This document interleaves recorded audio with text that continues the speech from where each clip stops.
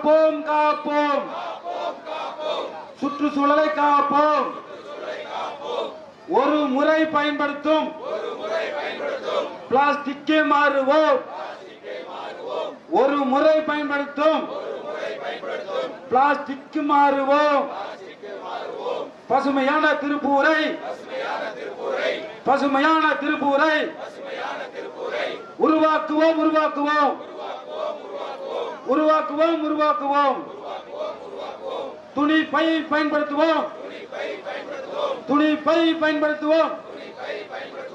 விவசாய கத்திசார விவசாய சங்க தலைவரும் நமது அரணமான ஈஸ்வரன் அவர்களும் கண்ணேரியும் சாமி அவர்களும் இந்த பேரணியை துவக்கி வைக்கிறார்கள்.